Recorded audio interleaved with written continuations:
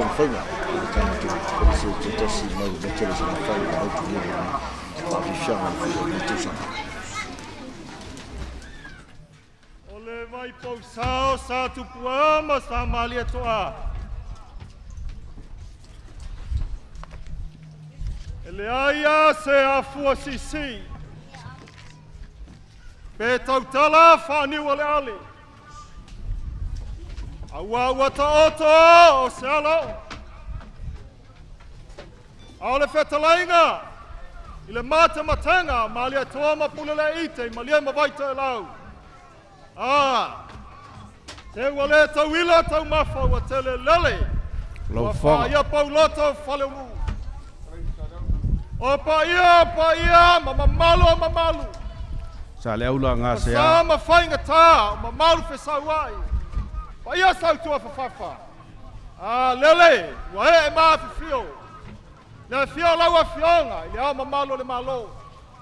Laua whionga le tuiātua, tupua tamasese efi. Malau masiofo. A whio la whionga le whono o suito whia. Laua whionga le tui maleli whano, ma le atoa swala vile lua. A whio le taitai le malo, laua whionga le lipa le mia. Le paia le kapeneta ma o tau whalitua. Paia le pale mene, o lo lufia upo Samoa ua sona manuia mo atai au. Sei vai ana le paia. Le whio le whatonu sili. Le whamasino sili ma le ofisa o whamasinonga. Le paia I whaululunga ma tanga luenga e whia. O ma lo whaalalungia mai motu e whia o le Pasifika. Ma le lalo langi. Ia sei vai ane.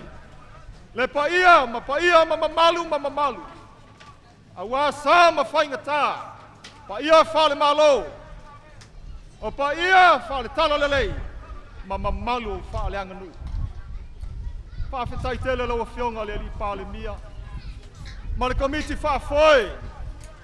Tai whono minista. Vaipouli. Alo iau whaiva manaya. Sawia! Alo mai ala ngai whainga tāo le. Kolisi alo, wāwa aiba. Malu I lalo ia te oi utu.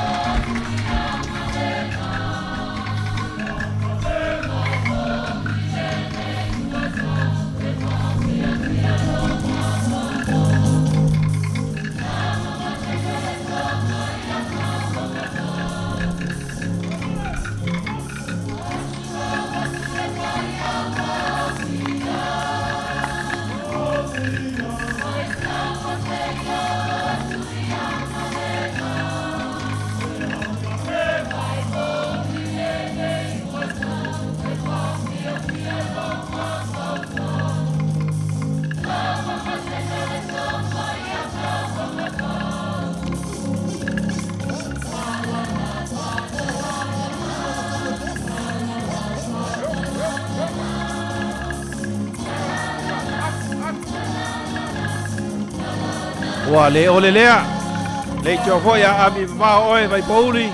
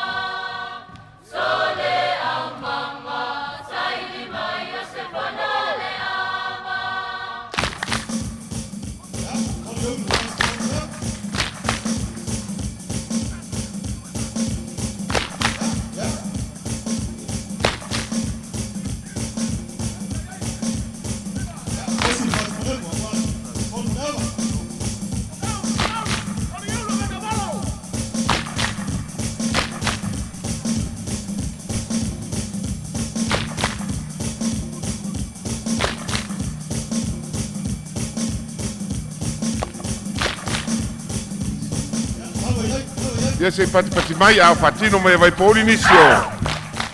Tautua whaaleanga no. I ngā sisenga o tau mafa esese.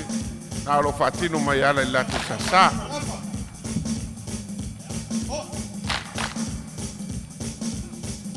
Nā o o. Kasaina o le afa.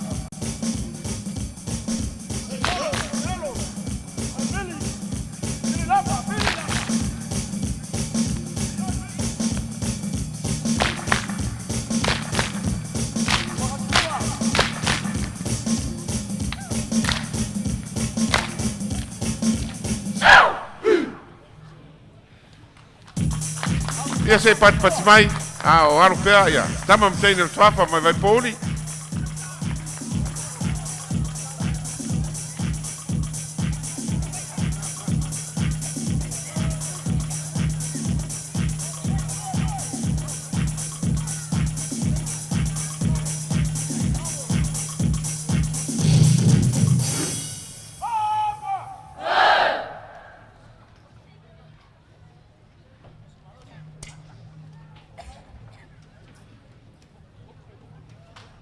Nela anga atu I lau mau unu.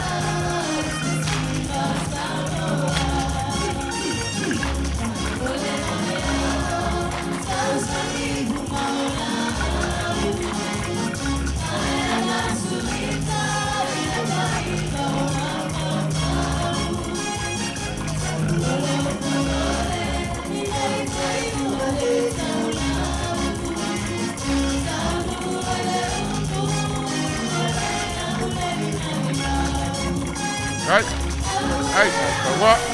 Ai, papefia.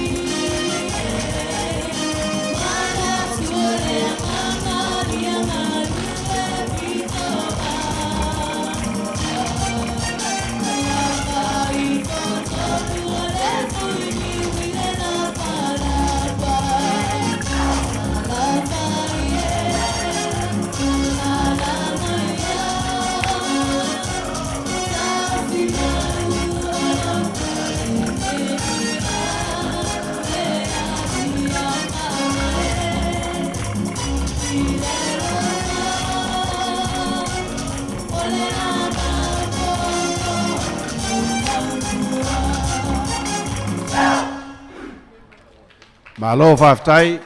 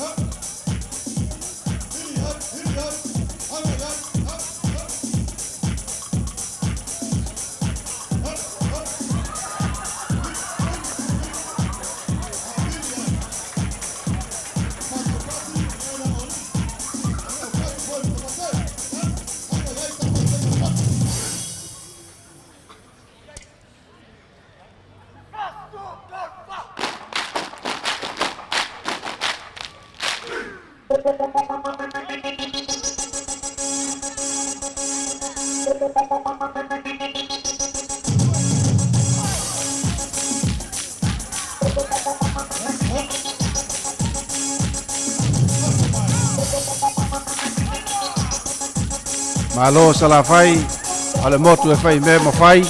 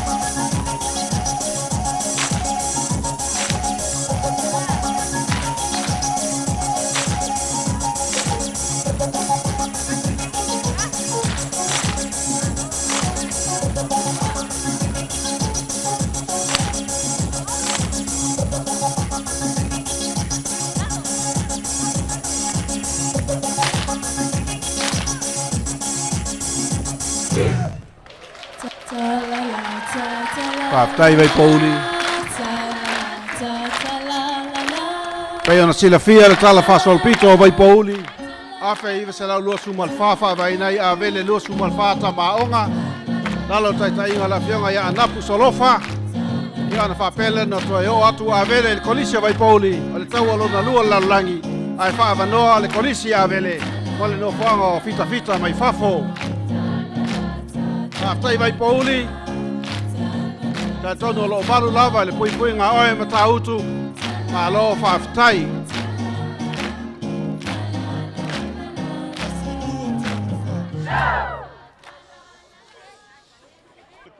Ia sa le aula ia a whai o le Taualuga ia alo maia o lea ua sila atu le malu nei ia la mātou taum whai atu. Aua fionga ia ma malu le malo, ma lau masiofo, le fionga le fono sutofia, lau fionga le palimia ma le kapeneta. O Vaipouli uma le motu i sala fai. Whaftai. Vaipouli le nei ua mai. Ma alo whaalolungia, alo maia i nā sau noa. Atia! Rabat! Ia, wai uma le malo le tunu le songa pule ma tu mua i tu au malatau ai ngalitai ma le vao fonti. Statou wafa foi. Ia sua ma le vai whanua, fo mai tu langi sa ole ma sa le au mua. Ia ole Kolisi nei na mua i malai. I le motele i salafai. Ia a fia mai ma tala mai au. Se tātou whawhia vatas.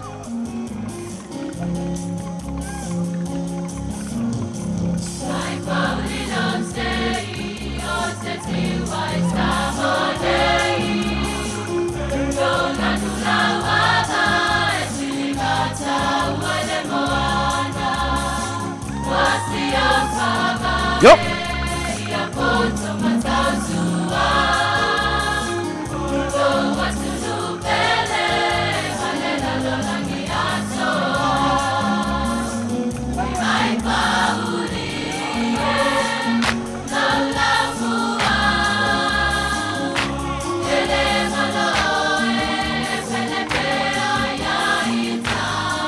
Oh yeah.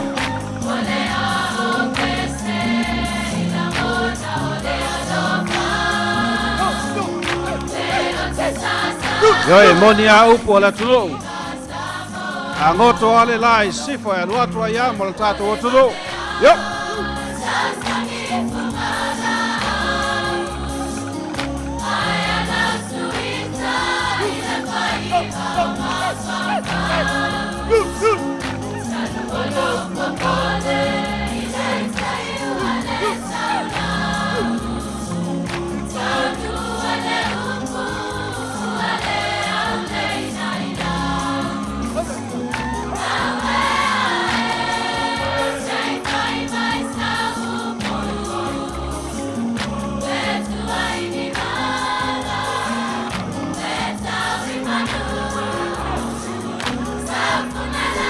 Ia whawhitia ma Samoa.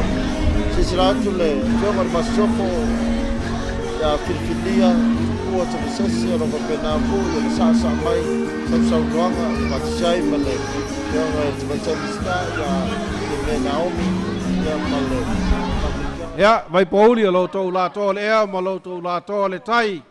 Ia lofa le atua ma whamania o le bangau.